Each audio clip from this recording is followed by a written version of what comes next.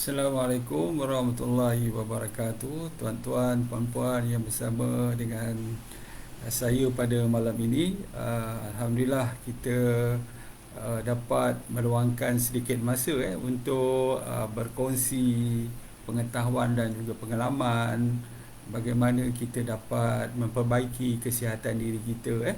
Ini adalah perkongsian pengalaman dan juga pengetahuan saya sebagai doktor perubatan am selama lebih kurang 25 tahun. Jadi kita akan kongsikan sama-sama lah. Jadi tuan-tuan dan puan-puan, kita nak sebut sikit tentang perubahan apa yang kita nak buat sepanjang 2020 tentang kesihatan kita. Sebelum tu saya nak check sikit, mungkin rakan-rakan kita yang dah berada di dalam Facebook ni.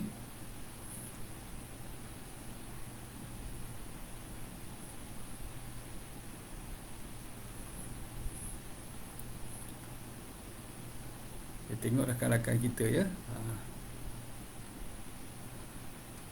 Jadi hari ini kita nak berbicara lah terutamanya bagi mereka yang dah berumur 45 tahun ke atas ataupun dah berusia macam saya ni, dah masuk 5 series ni. Memanglah ada perkara yang perlu kita perhatikan, ada perlu perkara yang kita ubah supaya kehidupan kita menjadi lebih sihat. Sebab tu dalam apabila kita nak bercerita tentang perubahan hidup ni, dia ada tiga. Untuk kesihatan kita, dalam aspek kesihatan kita ni, kalau kita nak berubah ni, dia ada tiga perkara yang perlu kita buat. Pertama sekali ada larangan. Yang ni lah orang-orang apa, orang dulu cakap pantang kan. Ada benda-benda yang perlu kita pantangkan kalau kita nak sihat. Ada yang perlu kita tambah. Kita tambahkan makanan ataupun cara hidup kita dah baik, cuma kita tambahkan sikit lagi supaya dia akan menjadi lebih sihat. Dan yang ketiga, perlu kita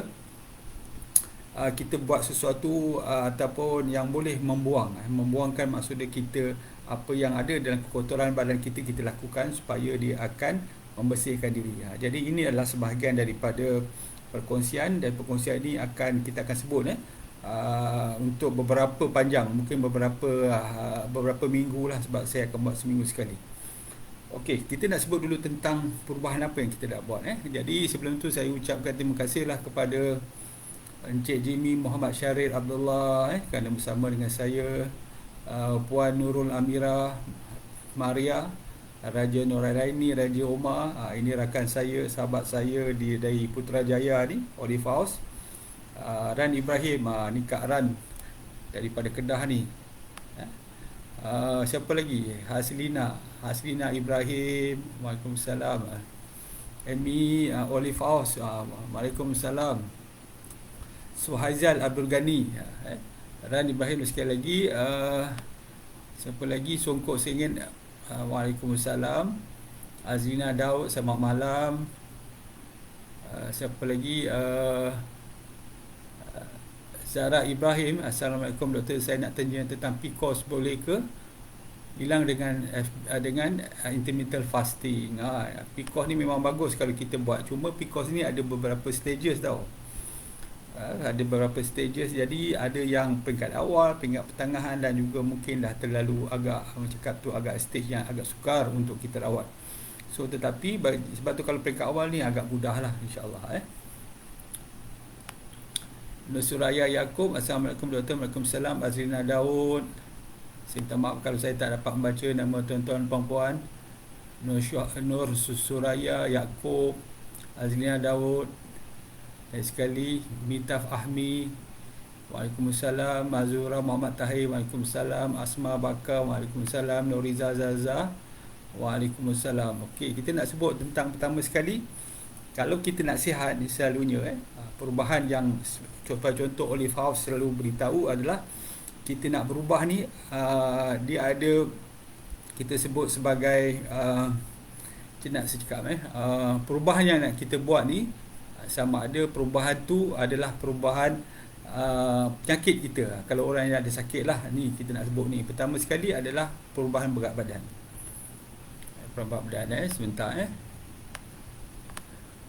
Yang pertama sekali kita nak berubah ni mestilah perubahan berat badan. Saya tengok sekejap slide saya.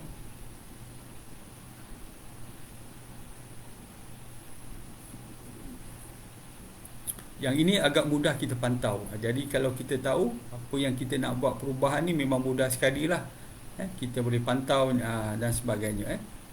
Sebab tu dikatakan bahawa orang Malaysia ni antara negara yang mempunyai ramai penduduk yang mempunyai berat badan yang berlebihan dan obesiti.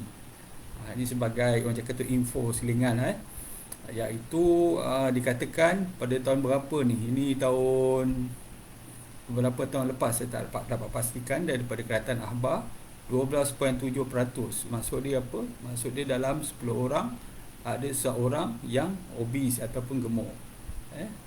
Itu yang pertama. Jadi memang dah ada banyak lah. Sebab itu apabila adanya peningkatan berat badan ataupun orang yang obes, orang yang gemuk, kita akan melihat bahawa tahap kolesterol, tahap obesiti, tahap diabetes, tahap hypertension dia akan selari.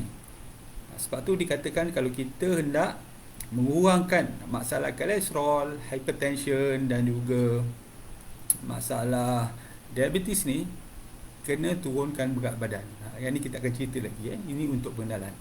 Jadi berat badan ni sangat penting. Sebab apa? Sebab dia akan membantu kita mengawal penyakit dengan lebih baik. Sebab tu apa yang dikatakan sebagai kegemukan. Kegemukan ni apabila terdapat pengumpulan lemak berlebihan. Dia bukan otot. Sebab tu kalau ada orang sadar berat badan dia berlebihan, kita tak cakap dia gemuk. Sebab dia adalah bukan lemak. Jadi kena ingat, kegemukan ni sebenarnya merujuk kepada pengumpulan lemak yang berlebihan. Sebab apa? Sebab dia akan mengganggu kesihatan kita. Jadi lemak yang berlebihan ini akan mengganggu kesihatan kita. Jadi kalau kita mengikut BMI atau basal body mass index, dia kalau melebihi 25, yang itu dinamakan berlebihan berat badan. Kalau lebih daripada 30 dinamakan obesiti. Jadi obesiti pun ada macam-macam lah. Ada yang kita bagikan dia kepada obes saja, ada yang kita sebut sebagai extremely obese, yang lebih daripada 35. Selalunya lebih daripada 35 ni memanglah selalunya lah, saya boleh cakap lah, saya boleh confirm bahawa selalunya dia ada penyakit-penyakit seperti contoh hypertension, kolesterol yang tinggi dan juga diabetes. Kalau 30 tu ada orang tak ada. Kalau yang berlebihan tu pun kadang-kadang sama juga. Ada orang tak ada, tetapi kebarangkaliannya menjadi kurang lah. Tapi kalau lebih daripada 35 tu, BMI tu memang tinggi. Memang selalunya akan ada. So macam mana nak kira BMI? Mudah saja, iaitu berat dalam kilogram bagi dengan ketinggian dalam meter kuasa 2. Jadi kita akan dapatlah BMI. Tetapi walaupun mana pun BMI ni hanyalah panduan. Jangan kita mengambil BMI ni sebagai satu undang-undang yang mesti kita capai, yang perlu kita ikut. Tidak, dia sebagai panduan. Sebab apa? Sebab saya cakap tadi, orang yang sadar, contoh kan, berat badan dia mungkin berlebihan, BMI dia mungkin dah naik, tetapi dia otot, dia bukannya lemak. Itu pertama. Yang kedua, terdapat perubahan konsep BMI yang ideal ni. Contoh dia, kalau orang Eropah mungkin 25 sesuai untuk dia sebab rangka dia besar.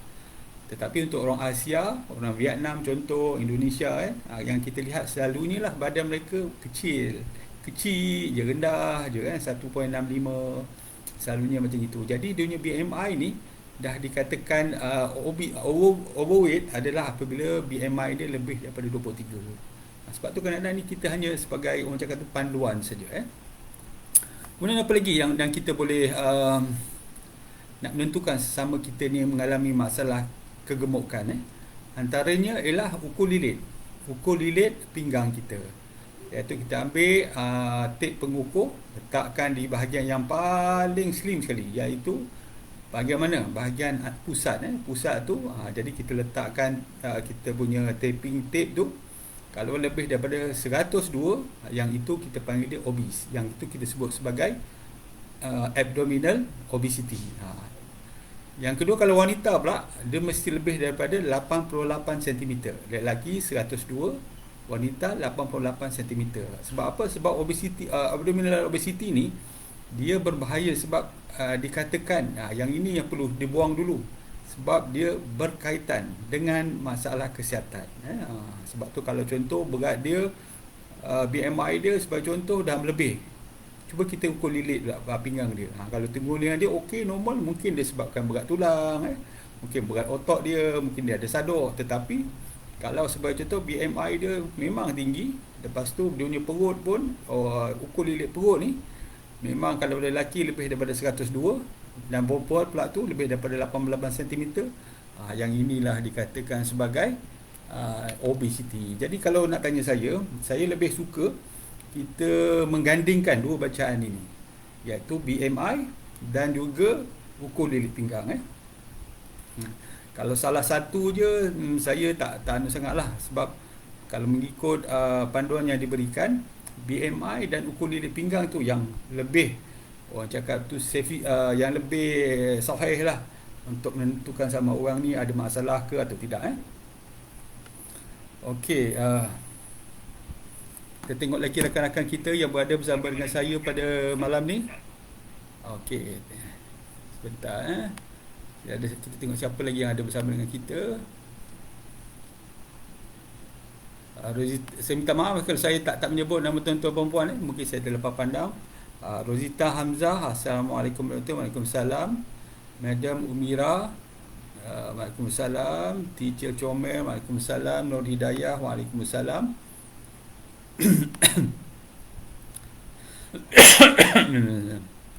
Siapa lagi ni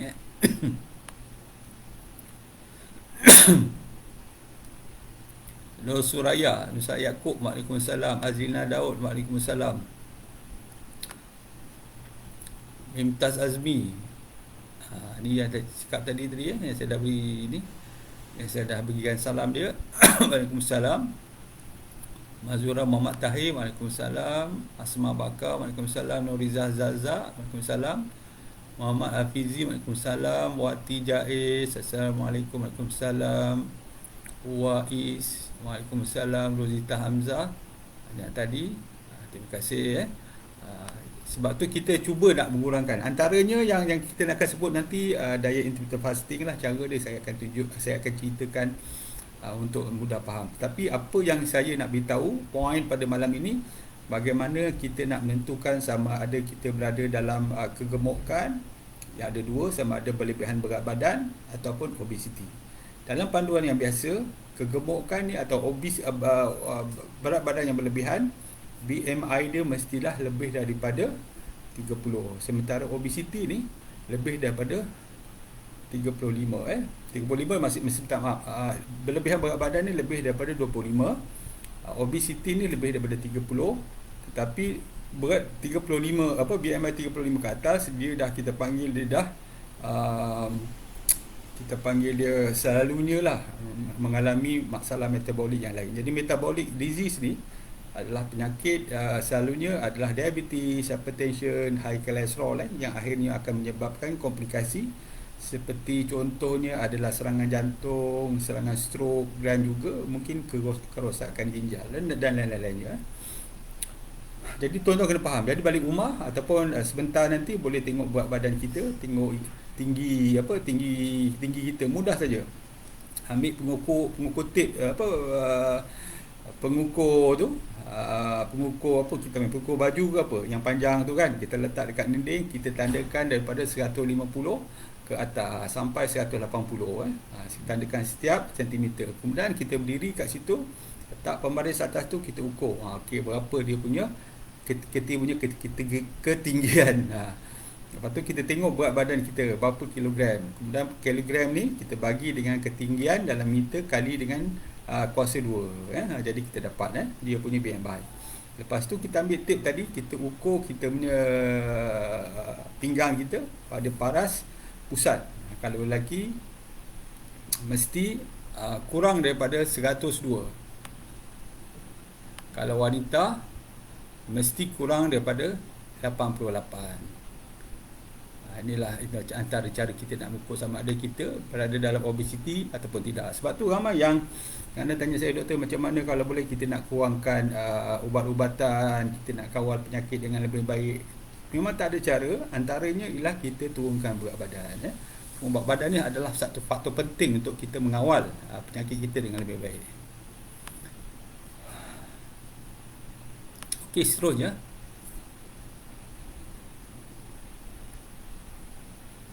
Justru kita nak sebut berapa banyak yang perlu kita turunkan berat badan ini pun satu hal.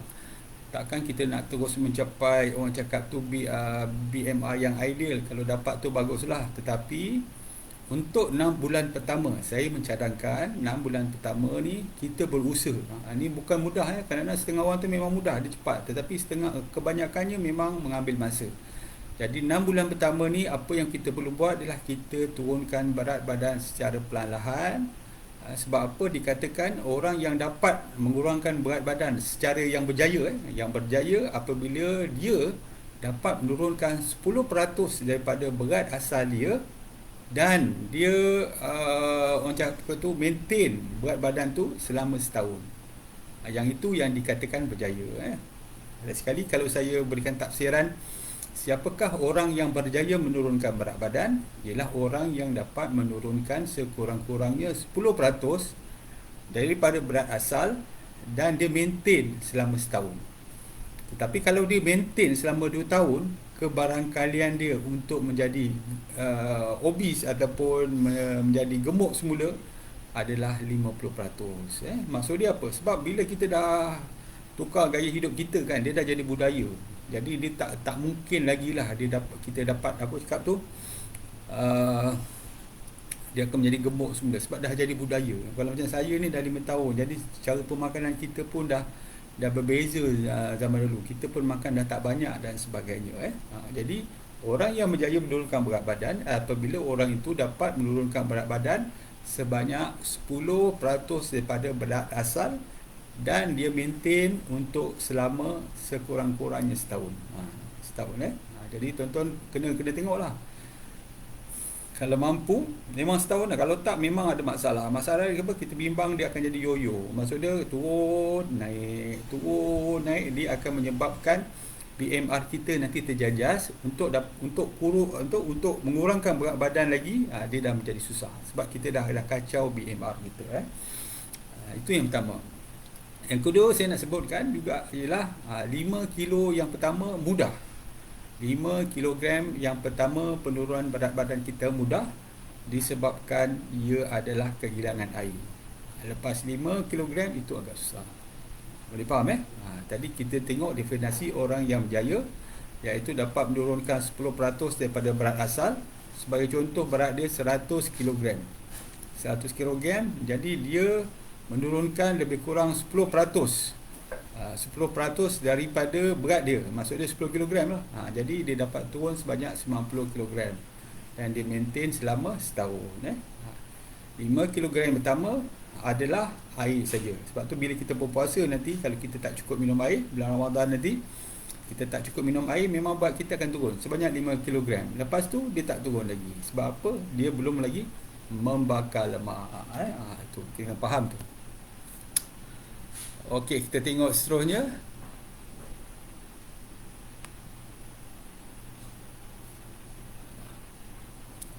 Saya bacakan sikit tuan-tuan yang perempuan yang mana bersama dengan saya pada malam ni. Okey, supaya saya tidak berseorangan. Tengok jugalah, nanti syok sangat bercakap tiba-tiba rupanya tak ada orang pula. Mungkin ada yang ingin berkongsi pengalaman, saya akan bacakan. Yati, terima kasih. Puan siapa lagi? Norila Muhammad Daud, 10% turun daripada berat asal. Itu kita punya target dalam 6 bulan pertama. Sebab memang susah. Saya sendiri pun nak turunkan berat badan ni, saya dah bercuba berkali-kali. Sampai saya terfikir bahawa memang saya dah tak boleh dah turunkan berat badan saya. Tapi bila saya start turun 5 kilo, saya rasa rupanya kita boleh. Padahal itu air je. Lepas tu turun terus sampai 10 kilo. Dia dah memberi confidence yang banyak pada diri saya. Tetapi kena ingat, dia ada satu kita sebut sebagai plateau. Fasa plateau ni apabila kita tak turun-turun lagi dah. Maksud dia, contoh kita dah 95 kg daripada berat yang seperti contoh 100, macam saya dulu 105. Bila masuk je 95 kg, dia dah tak turun-turun lagi dah. Kadang kita give up. Besar dah tak turun-turun. Dah tak boleh nak turun lagi ke apa. Itulah adalah kita panggil dia fasa plateau. Plateau ni maksud dia apa?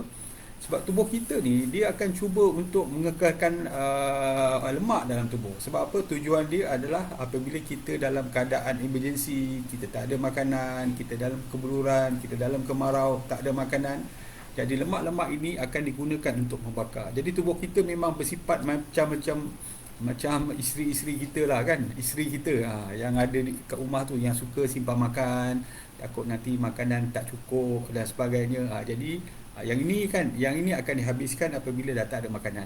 Ini contoh. Jadi tubuh kita ni memang secara naturalnya dia akan cuba menyimpan lemak kita. Sebab tu apabila kita berada dalam kebuluran, kita tak makan berhari-hari, berminggu-minggu, BMR kita akan menjadi rendah. Sebab apa? Sebab dia tak nak bakar lebih banyak energi, lemak dalam tubuh kita, diperlahankan. Jadi sebab tu kita akan menjadi lemah, kita akan jadi duduk saja, kita tak banyak bergerak dan sebagainya. Tujuannya untuk membakar lemak, menjadikan tenaga. Jadi sebab itulah bila ada fasa plateau ni, dia akan menjadi macam itu. Tapi jangan risau, tingkatkan sikit aktiviti fizikal, kurangkan sikit karbo di dalam makanan kita. InsyaAllah dia akan turun lagi. Lepas tu dah ada plateau lagi. Memang dia akan ada plateau. Saya sendiri 2 kali plateau. 95, ingat 6 bulan kot. Dia turun dulu, jadi 85. Plateau saya ingat sama setahun. Tak turun-turun. Barulah ni turun 80, turun sekarang 75. Okey. Kita tengok rakan-rakan kita yang mungkin berada di bersama dengan saya. Ani Motar Dini. Assalamualaikum doktor. Waalaikumsalam. Zulkifli Zul. Assalamualaikum doktor. Saya pun ada masalah nak turunkan berat badan. Bagi mereka yang agak-agak suka ni, kalau cuba contoh, boleh cek dululah thyroid kita.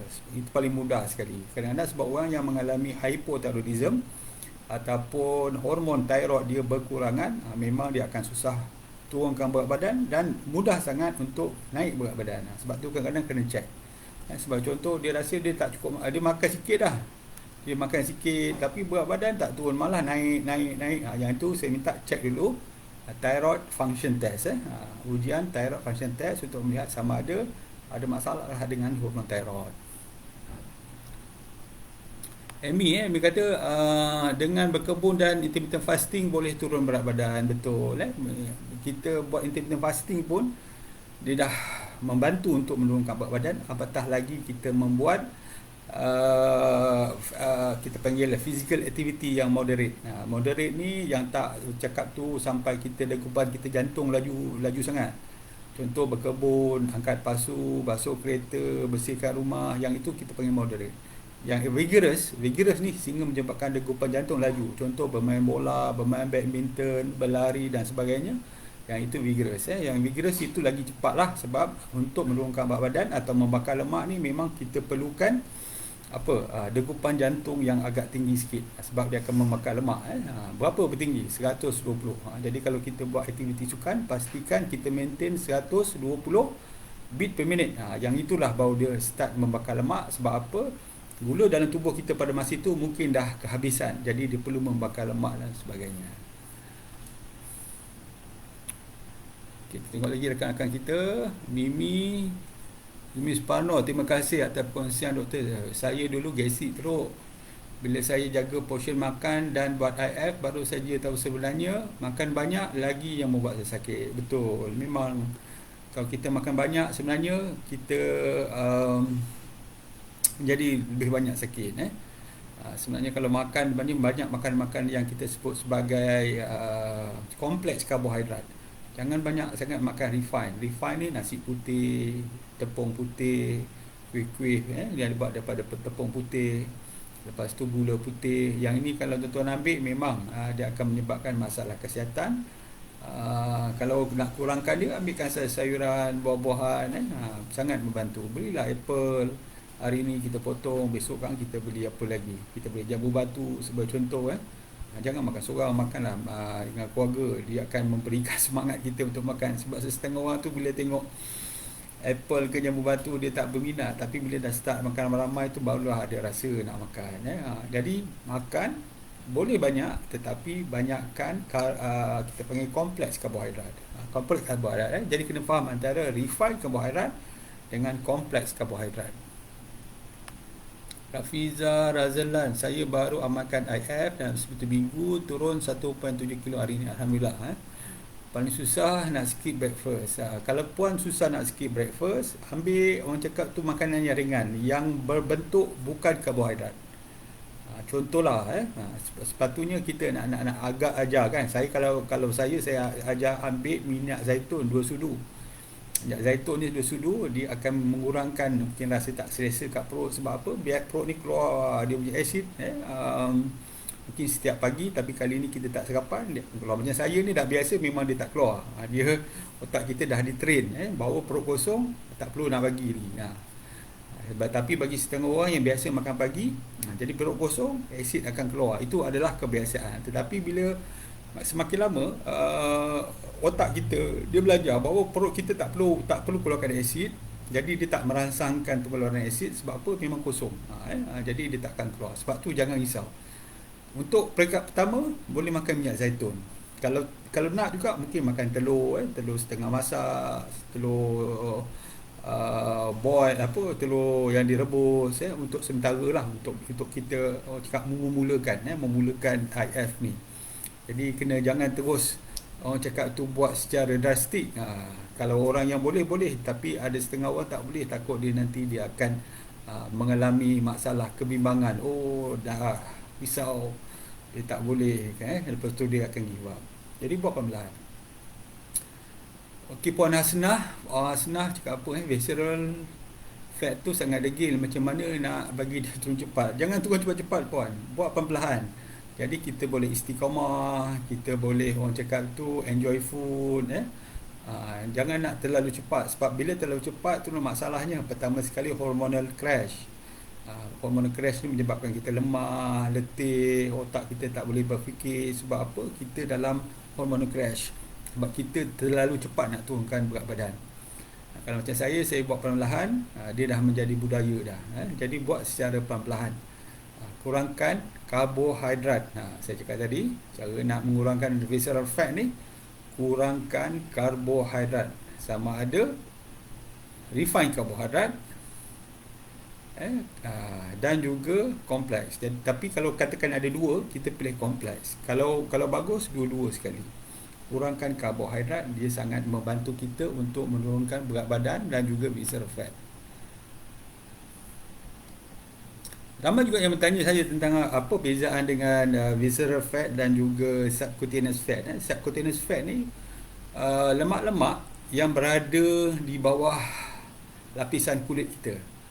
Visceral fat ni adalah lemak-lemak yang berada pada organ dalaman kita. Contohnya jantung, kita ada hati selalunya. Sebab tu kalau kita masak ayam, contoh kita nak masak ayam, kita bersihkan ayam, kita akan lihat banyak lemak di bahagian perut dia, empedu dia. Banyak lemak di bahagian jantung dia, banyak lemak pada bahagian hati dia. Inilah semualah visceral fat. Sementara subcutaneous fat adalah lemak-lemak yang berada di bawah permukaan kulit. Yang ni yang lebih mudah sikit.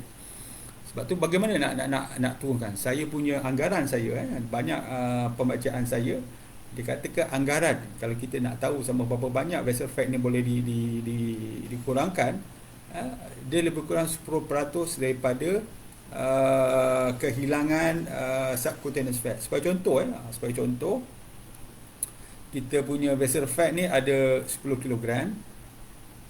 Lepas tu kita punya subcutaneous fat ni 10 kg, visceral fat ni ada 1 kg.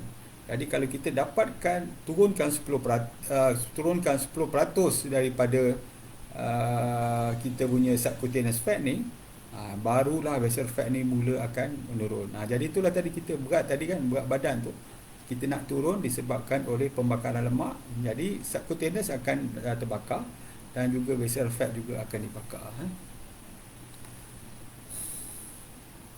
Okey, Zulkifli Zul dia berkongsi lemak di pinggang dan leher susah nak buang. Betul, lemak di pinggang terutamanya. Sebab pengumpulan lemak ni biasanya di pinggang. Bagi lelaki, bagi wanita selalunya di peha dan juga di punggung. Lelaki selalunya di bahagian pinggang, di abdomen depan, sebab tu kita panggil dia boroi. Ni memang susah memang nak. Tetapi apabila dah turun sikit, dia akan pelan-pelan dia akan turun. Selanjutnya kita akan tengok tau, bila kita pegang lemak tu, kadang lemak tu masih keras. Ini secara rawak lah. Kita tengok dia masih keras lagi. Itu peringkat yang orang cakap tu agak sukar nak turun, nak hilangkan lemak tu. Tapi bila lemak tu dah jadi lembut sikit, kita pegang dia dah macam lembut sikit, itu bermaksud bahawa dah ada pembakaran lemak di kawasan tu. Sebab tu kita tengok dia punya, yang bila kita pegang tu sama ada dia keras lagi pun atau lembut lagi. Itu secara orang cakap tu secara am lah, untuk nak tengok sama ada dia dah mula start membakar ataupun tidak. Okey. Fiza, doktor, macam mana nak atasi ketagihan untuk makan dan mengunyah? Okey, ketagihan ni selalunya yang kita sebut sebagai, sebenarnya kita sebut sebagai sugar craving. Sugar craving ni memang ketagihan lah. Sebab apa kita rasa nak makan lagi. Sebab apa? Sebab kita tidak ada kepuasan. Tidak ada puasan. Maksudnya kita makan, kita tak puas, kita nak lagi. Perut dah kenyang kan. Sampai kan ada orang kan, setengah dia bila dia sedawa, alhamdulillah. Apa lagi yang sedap dia tanya apa lagi yang sedap. Dah sendawa dah dah angin dah keluar dari perut. Dia tanya lagi apa yang sedap. Itu maksud dia apa? Dia dah kenyang, perut dia hampir penuh dah, tetapi masih lagi tidak puas makan. Sebab tu makan ni nak puas ni, dia mesti ada, orang cakap tu, dia punya rasa rasa pedas, rasa masam, rasa manis, campuran masam dan manis, yang itu akan memberikan kepuasan. Sebagai contoh, itu yang pertama. Ada juga kepuasan ni apabila kita perbanyakkan selain daripada karbohidrat. Contoh, kita ambil minyak yang sihat, minyak yang sihat. Kita letakkan minyak zaitun dalam makanan kita, atau kita ambil tu dalam perut, dia akan memberikan kepuasan pada perut kita, menyebabkan perut kita rasa cepat kenyang, lambat lapar. Ambil protein yang lebih sikit, mungkin telur, ambil sikit ayam sebagai contoh, ataupun daging merah, tapi daging merah jangan ambil terlalu banyak lah, ikut portion. Tetapi telur sebagai contoh bagus tu, dia adalah kita panggil minyak sihat juga tu, omega 3, ikan. Dia telur tu, dia punya kuning tu, dia bagus tu. Boleh ambil satu hari 1 biji, satu hari 2 biji, bergantung kepada kita. Jangan banyak sangat. 2 biji pun dah cukup. Yang ini dia akan membantu kita untuk mengurangkan ketagihan makan.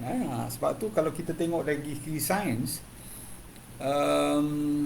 kepuasan makan ni, apabila kita makan ni, bila kita makan, makanan yang kita makan ni, dia akan dihancurkan menjadi gula. Gula ni akan, yang berlebihan akan disimpan sebagai glycogen di dalam otot dan di dalam hati. Selebihnya dia akan menjadi lemak. Dan lemak ni dia akan disimpan di mana? Dalam sel-sel lemak. Dan sel-sel lemak ni apabila dah disimpan lemak ke dalamnya, dia akan mengeluarkan satu hormon. Hormon apa kita panggil tu? Hormon leptin. Hormon leptin yang akan masuk ke otak dan memberitahu bahawa cukup, kita dah tak perlu makan lagi, kita dah ada simpanan yang cukup. Akan rasa kepuasan, kita akan berhenti. Hormon leptin ni penting. Tapi masalahnya ada orang yang mengalami, kita panggil dia leptin resistant. Maksud dia leptin dah keluar banyak ni, fat dah banyak, gula dah tukar kepada fat, dah simpan ke dalam lemak, sel-sel lemak, tetapi otak tak dapat membaca bahawa banyak dah leptin dah dikeluarkan. Dia tak dapat baca dah, kita panggil resistant. Jadi dia menyebabkan banyak, lebih lemak banyak dikumpulkan, mengeluarkan lebih banyak leptin, baru dia dapat baca, rupanya dah kita dah banyak makan dah, kita pun dah rasa seronok, kita dah rasa puas, kita berhenti makan. Itu antaranya lah. Sebab tu cara nak cepat dapatkan pengeluaran leptin ni adalah pengambilan lemak, pengeluaran sihat. Ambil yang lemak yang sihat. Sebab tu kalau tuan-tuan bayangkan, tuan-tuan makan benda yang rebus dengan makanan benda yang goreng, mana yang lebih, orang cakap tu, rasa seronok, rasa sedap, rasa puas? Dan tentu adalah yang bergoreng, sebab ada minyak. Minyak ni dia akan masuk, dia akan lebih banyak simpan sebagai sebagai bahan simpanan kita. Cuma kalau kita nak ambil tu, ambil minyak yang sihat, healthy fat. Healthy fat ni contoh dia minyak zaitun tadi tu lah.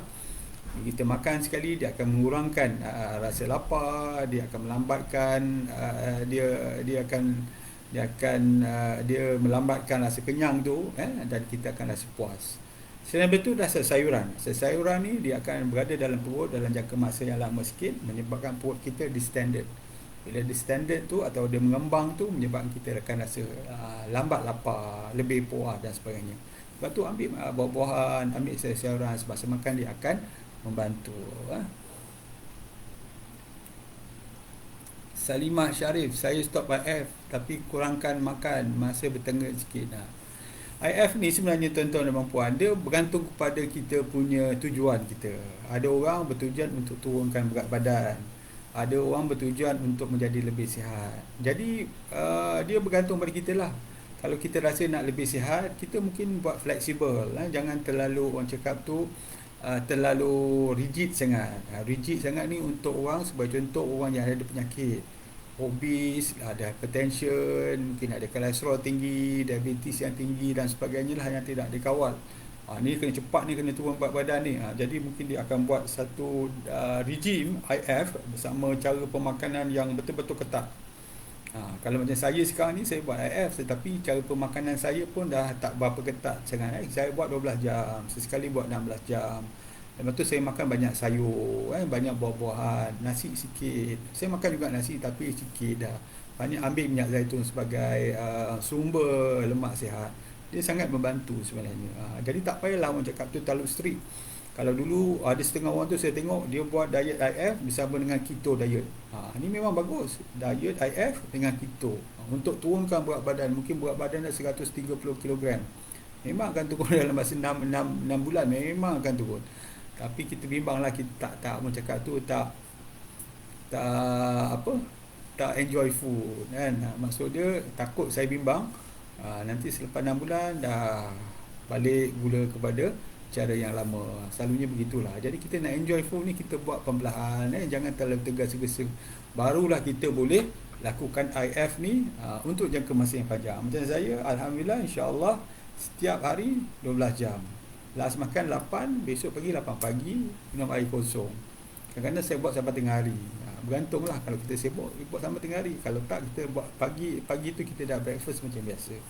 Jadi tak payahlah terlalu strict sangat kalau kita nak sihat. Siti Salihah Abu Bakar, saya amalkan IF untuk gastrik dan jaga gula, dok. Hope sangat nak turun berat badan. Alhamdulillah, hampir 4 tahun baru dapat BMI saya. Alhamdulillah. Saya pun agak lambat juga, agak 5 tahun. Sebab BMI saya, dia punya ideal weight adalah 75 kg. Jadi baru-baru ni lah saya ingat, awal tahun ni kot 75 kan. Sebelum tu 80, dia cakap dia dalam play 2 85, play 2 80, play 2, barulah sekarang ni 75 kan. Sebab apa? Saya memang tak strict sangat. Saya enjoy makan pelan-pelan, sikit. Saya tak apa cakap tu, tak terlalu strict lah. Jadi alhamdulillah, daripada 2015 sampai 2022 ni, saya masih lagi amalkan diet IF. Zulkifli kata, apa ni produk kurus di pasaran yang offer shortcut untuk turunkan berat badan, apa pandangan doktor? Okey, yang shortcut ni, yang cepat ni, selalunya dia ada dua lah. Dia ada bahan larangan, silbutaramin. Silbutaramin ni menyebabkan kita tak selera makan. Jadi bila kita makan tu tak ada selera. Supaya kita buat IF, tak makan juga, tapi kita masih lagi normal kan. Ini kita ambil ubat sintetik yang ada bahan larangan, kita akan berasa tak ada selera. Bila tak ada selera, kita tak makan. Tetapi ada kesan sampingan, antaranya ialah jantung kita berdebar-debar, kita susah tidur, kita cepat marah, badan rasa panas. Dalam jangka masa yang panjang akan menyebabkan masalah hypertension. Bahaya itu. Okey, seterusnya kalau ada komen-komen. Okey, Puan Ran. Okey, terima kasih Puan Ran menjawab salam. Nur Naina Omar doktor, saya sakit kencing manis. IF ni mana yang terbaik makanan yang dia ambil? Okey, IF ni dia sebenarnya merujuk kepada, saya sebenarnya tak nak sebut IF lagi. Saya nak sebut tentang obesity, macam mana kita nak turunkan obesity. Tapi sebab ramai yang bertanya IF ni kena faham dia adalah merujuk kepada masa kita makan. Sebab pemakanan kita ni dia adalah merujuk kepada bila kita nak makan, apa kita nak makan, bagaimana kita nak makan. Itu antaranya tiga tu lah.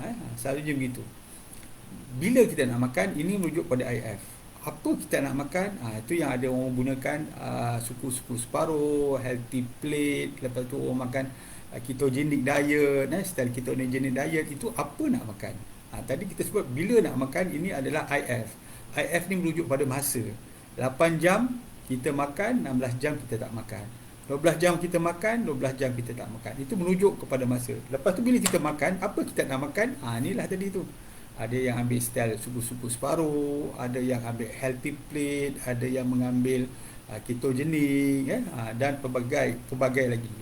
Sebab tu kalau nak menjawab soalan tadi, apa kata dia, kencing manis yang mana terbaik, makanan yang harus diambil adalah makanan yang banyak fiber, dan kurangkan karbohidrat ringkas. Kalau nak ambil karbo, ambil yang banyak fiber, buah-buahan sayuran. Kalau katakan refined karbo tu kena hentikan, kena kurangkan. Refined karbo tu apa? 3P lah. Gula putih, tepung putih, apa lagi, beras putih. Kita kena kurangkan. Memang payahlah, tapi tuan akan melihat bahawa bacaan gula akan menjadi lebih cantik. Ambillah protein sikit, banyakkan ikan, banyakkan telur, banyakkan sayur dalam pemakanan, insya-Allah. Kita bercerita tentang diet. Diet intermittent fasting ni adalah merujuk kepada masa. Doktor, saya dah boleh kurangkan makan nasi sedikit, tapi saya tak boleh tinggalkan kuih waktu pagi untuk sarapan. Boleh ambil oat sebagai contoh. Sebab apa? Oat ni ada fiber. Kita kena faham kenapa kita ambil. Tadi saya sebut tadi kan, bila nak makan, apa nak makan, bagaimana nak makan, kenapa kita makan. Satu lagi who tu, dengan siapa kita nak makan tu, itu pun membantu juga. Kalau kawan kita memang berselera sangat makan ni, memang kita pun boleh juga terpengaruh.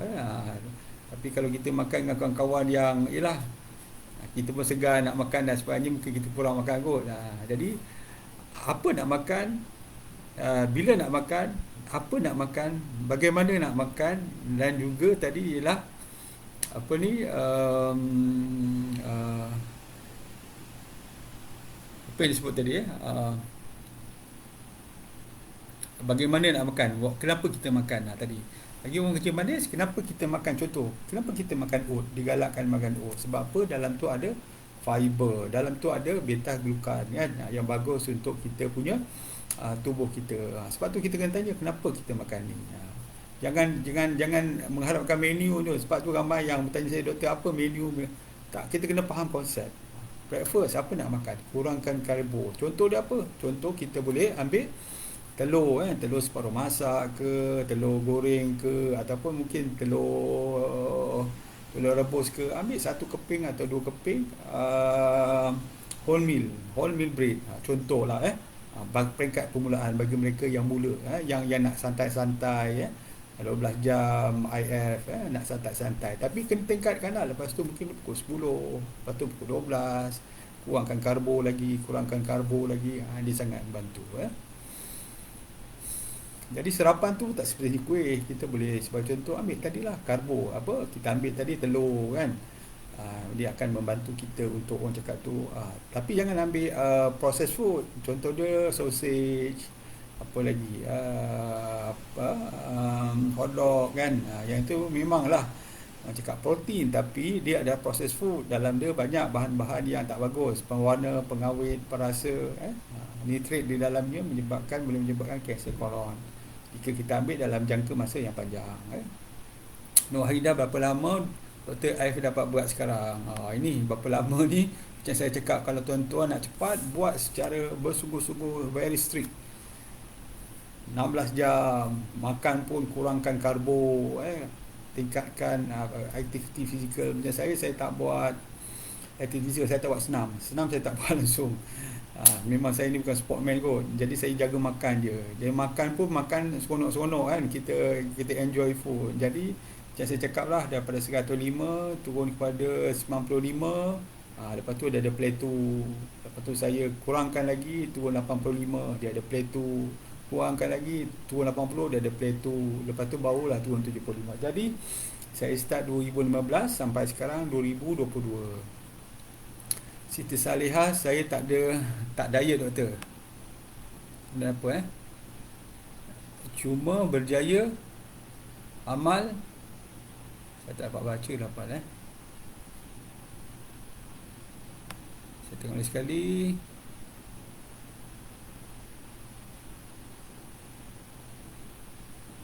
Okey, saya tak diet doktor, cuma berjaya amal last makan 4-5 petang, sini 9 pagi. Itulah diet IF.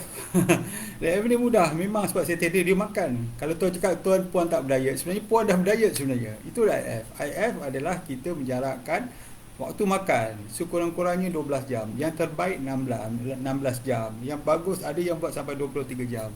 Itulah sebenarnya dari IF, 12 jam.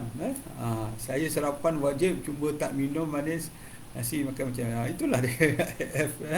Cuma cara pemakanan mungkin puan mengikut suku-suku separuh ke dan sebagainya. Zanaria, serasi amalan olive sebelum sarapan setiap pagi, kurang rasa lapar dan penuh perut. Ini untuk orang yang nak buat IF tapi dia rasa dia ada gastrik. Jadi minyak zaitun ni dia tidak mengganggu IF, dia bukan karbohidrat. Kena ingat diet IF ni konsep dia adalah insulin. Kita nak turunkan insulin kita. Kita bukan nak cerita pasal kalori. Orang sibuk kulit, doktor, minyak zaitun ni kan kalori tinggi.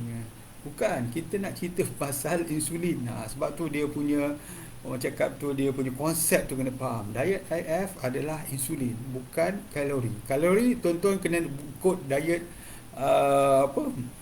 makan lagi dan lagi, makan sekejap-sekejap, sikit-sikit dan sebagainya. Tapi IF yang saya buat adalah konsep insulin. Dia akan menguruskan tubuh kita satu fasa 12 jam, masuk 16 jam dia akan menjadikan kita sihat sebab dia ada konsep autophagy, recycle kan. Yang ini yang disebut oleh Profesor Osomi daripada Jepun, menyatakan bahawa kita berpuasa 16 jam ni menyebabkan kita akan menjadi lebih sihat.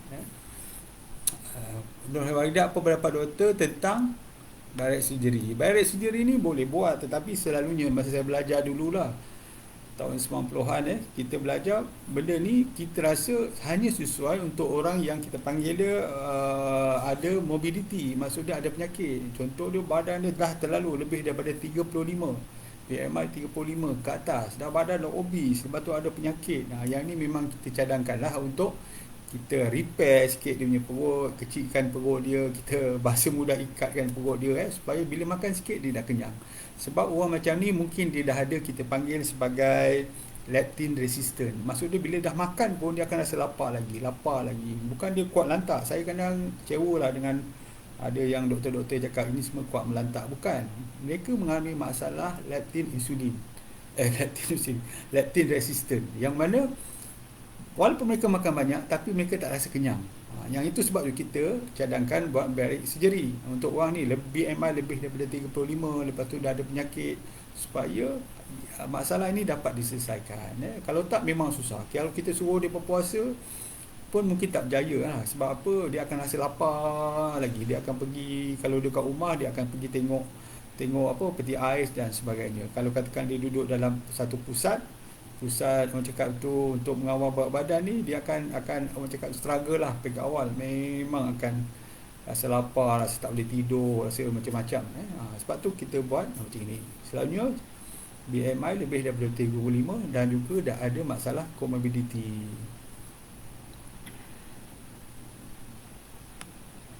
Kita tengok lagi. Fauziah, doktor, betul ke makan air batu ketus boleh menyebabkan perut buncit? Tak betul, sebab dia air je. Macam saya cakap tadi kan, salahnya air, dia akan hilang cepat. 5 kilo pertama air saja. Menyebabkan buncit dan susah nak kempis ni saya tak tahu. Saya tak jumpa lagi kajian berkaitan dengannya. Tapi saya percaya dia tidak, orang cakap tu, tidak mempengaruhi lah. Kita tengok lain, dah pukul 10:08. Okey, yang boleh ke makan telur hari-hari? Telur biji. Boleh makan. FDA sekarang dah bagi cadangan, boleh makan tiap-tiap hari 2 biji. Kalau 2 biji selang sehari lah. Kalau sebiji makan tiap-tiap hari. Tapi bagi orang setengah tu, dia kata boleh makan sebanyak yang boleh, betul. Tapi pastikan aktiviti fizikal dia ada. Dia memang bertani ke, dia melakukan pekerjaan yang berat. Memang makan. Orang yang kat berat sebagai contoh, memang bagus. Sebab dia ada, kuning telur tu ada pelbagai, orang cakap tu, antioksidan dan sebagainya. Dan juga ada protein. Bagus untuk mereka makan sebab mereka menggunakan tenaga yang banyak. Tetapi untuk orang yang macam kita, dia kerja pejabat ni, satu hari sebiji, 2 biji selang sehari, itu pun dah bagus ya. Kolesterol jangan risau tuan-tuan. Kalau tuan-tuan aktif, tuan-tuan tak ada masalah. Masalah kolesterol ni, apabila kita makan, pertama sekali berlebihan. Dan kita makan banyak nasi. Lepas tu, dia akan simpan di dalam badan kita sebagai glycogen dan juga lemak. Simpan ke hati, jadi fatty liver. Sebab apa? Sebab kita tak menggunakan dia sebagai tenaga. Jangan risau. Kalau kita aktif, kalau kita rasa kita aktif, kita makan banyak sikit. Kalau kita rasa kita tak aktif, kurangkan makan. Banyak sayur, banyak buah. Okey, terima kasih. Tengok Cik Puan, siapa lagi? Saya hypothyroid, pagi-pagi makan thyroxine. Siap dia try makan overnight roll out setiap pagi dan jaga. Dah mantap. Saya baca sekali.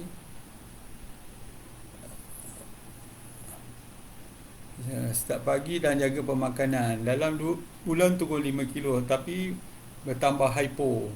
So doktor naikkan dos thyroxine. Adakah sebab pemakanan? Perlu adjust pemakanan. Jadi hypo apa? Hypothyroid ke hypoglycemic? Pun menjadi hypo, saya tak faham.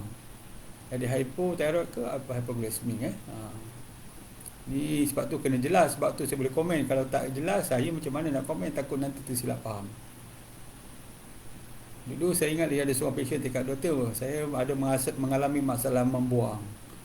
Saya ingat membuang air besar. Saya pun bagilah cara-cara untuk membuang air, mudah buang air besar. Rupanya cakap, doktor, saya susah nak kencing sebenarnya. Oh, cakap lah susah nak kencing. Sebab tu kena jelas. Kalau kira-kira defisit kalori termasuk juga kat dalam IF, tak termasuk. Tapi kalau nak buat pun lagi bagus. Cuba kita bimbanglah. Orang confuse. Sebenarnya dalam diet IF dia tak kira kalori. Dia kadang-kadang kita makan dense kalori. Maksud bila makan tu, setengah orang tu buat 23 jam kan. Jadi dia makan sejam je, dalam masa sejam. Jadi dia kena dense kalori. Kalori dia, contoh dia kena ambil banyak minyak. Lepas tu ambil lagi minyak sihat seperti contoh avocado. Lepas tu ambil daging, ambil sikit sayur, yang betul-betul dense. Jadi dia boleh bertahan lama. Dalam perut kita dia akan proses 4 jam tetapi dia punya tenaga tu boleh bertahan lama. Yang ini kena rujuklah kepada pakar IF, yang konsultan tuan-tuan perempuan. Sebab tu jangan cerita kalori dalam diet IF, sebab dia akan jadi macam benda yang orang cakap tu yang bercelaru. Macam kita cerita ubat-ubat homeopati dalam perubatan moden, ataupun ubat-ubat perubatan moden alopati ke dalam homeopati. Jadi dia bercelaru, dia tak capai apa yang kita nak. Tapi bagus juga kalau kita ambil sedikit, kita panggil dia kalori defisit, tetapi dia hanya sebagai panduan kecil, sebahagian dari panduan saja. Okey, terima kasih Umi. Okey, jika buat F saja tak senam, dapatkah berat menurut maintain? Saya tak buat exercise. Terus terang saya cakap lah, saya tak buat exercise. Alhamdulillah 75 kilo saya ingat dah dalam 3 bulan dah. Sebelum ni 80. Sekarang dah 75. Alhamdulillah. Sani, Assalamualaikum doktor, baru masuk ni. InsyaAllah kita akan buat lagi cerita minggu depan. Kalau tak sempat kita berbual atau berkongsi pengalaman. Nah, Haizat, boleh tak minum kopi yang diperbuat daripada biji kurma? Sedap ke? Saya tak pernah rasa. Sebab bila kita minum kopi ni, kita nak kafein kan? Kita nak kafein, barulah kita akan rasa macam segar, akan rasa stimulan. Kafein ni adalah stimulan. Tapi kalau kita biji kopi, kita beli kurma ni, saya tak tahulah. Saya kurang arif tentang ni. Boleh cuba kot. Dia tak ada kafein ke ada kafein, saya tak tahu. Uh, jadi bertambah hypothyroid. Bertambah hypothyroid ni sebenarnya tak ada berkaitan dengan IF sebenarnya, tetapi berkaitan dengan mungkin pemakanan kita. Sebab tu untuk orang yang hypothyroid ni ada beberapa makanan yang dikatakan mengganggu thyroid function. Antaranya ialah macam contoh kubis, apa lagi, brokoli pun kadang dikatakan mengganggu.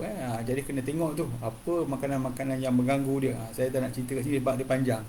Kita cerita tentang teruskan berat badan, bukan tentang hypothyroid. Mungkin lagi kita akan cerita Mimun timun. Saya berjangkit kencing manis dan saya tak ambil ubat hospital. Bagaimana saya kawal penurunan gula dalam badan selain daripada pengawalan makanan? Kaki kebas sampai sekarang. Itu dah neuropati dah tu, diabetik neuropati.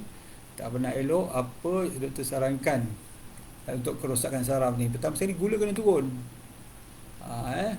Gula kena turun. Itu paling pertama sekali. Kurangnya 10. Sekurang-kurangnya jangan silap faham. Ada doktor-doktor yang tak faham ni, tak apa pula 10. Ni kau belajar mana ni? Sekurang-kurangnya 10. Sebab orang yang dah lama ni nak turunkan 10 pun kadang-kadang dia mengalami hypoglycemia, yang kita panggil, saya sini panggil dia pseudo hypoglycemia. Dia rasa macam ada hypo dah, macam kurang daripada 4. Bila cek rupanya normal 8 lagi. Sebab tu kadang-kadang kita kena turunkan tu bawah daripada 10 pun kadang-kadang dah rasa macam orang tu tertusuk cungap, tak bertenaga dan sebagainya. Paling baik memang normal, tetapi sekurang-kurangnya 10 untuk dapatkan baik. Pertama sekali itulah kena kurangkan gula tu. Gula tu kena suplemen ni tidak akan membantu jika gula tak turun. Sama juga kalau kita ada luka diabetik. Luka diabetik lama baik. Pengalaman saya lah, pasien saya memang dia dah pergi banyak klinik, tak baik-baik dia punya luka. Saya cakap kena cuba turunkan gula. Jadi saya bagilah sedikit tips bagaimana nak mengurangkan gula. Lepas tu barulah kita bagi sebagai contoh suplemen yang lain, vitamin C ke, vitamin E ke, vitamin D ke. Dia barulah dia akan baik. Dia barulah dia akan mempercepatkan penyembuhan. Terima kasih Puan Siti Saleha, Ana Haizat. Okey, saya rasa saya baru cerita tentang isu apa yang perlu kita buat perubahan dalam masa tahun 2022 ni, iaitu penurunan berat badan. Sebab kita ni Indonesia ni antara negara yang mempunyai rakyat yang ramai obes. 12%, iaitu kalau kita secara logiknya, secara keseluruhannya, kalau ada 100 orang, 12 orang dia obes, mempunyai masalah berat badan. Jadi masalah berat badan ni ada dua. Satu adalah berlebihan berat badan, satu lagi obesiti. Berlebihan berat badan lebih daripada 25 BMI, sementara obes ni lebih daripada 30. Kalau BMI lebih daripada 35, dia dah, kita panggil dia dah teruk sangat dah tu. Dia mungkin ada masalah yang kita panggil morbidity, antaranya hypertension, kolesterol dan juga tinggi tahap kolesterol dia. Yang ni memang kena buat sesuatu dengan lebih cepat. Kemudian kita juga tengok kita punya ukur lilit. Bagi lelaki mesti kurang daripada 102 cm, bagi wanita kurang 88 cm. Jadi kita combinekan dua-dua ni, barulah kita tengok sama ada kita ni betul-betul obes ataupun tidak. Sebab saya cakap tadi, kadang-kadang BMI ni dia hanya panduan. Setengah orang tu berbadan sado, dia bukan obes, disebabkan oleh protein, otot dia tu protein. Jadi memang dia akan menjadi lebih berat, tetapi dia bukan obes. Itu juga orang Asia berbadan kecil, BMI 23, lebih daripada 23 dah dikatakan berlebihan berat badan. Okey, saya baru sentuh dua tu tuan-tuan dan puan. InsyaAllah di lain masa kita akan sentuh lagi bagaimana kita mengurangkan berat badan kita. Setengah orang tu dah makan ubat, macam-macam ubat, tapi hypertension dia tak turun. Jadi kita belajarlah macam mana nak turunkan berat badan, bagaimana kita boleh ubah gaya hidup kita supaya kita punya penyakit ni dapat dikawal dengan lebih baik.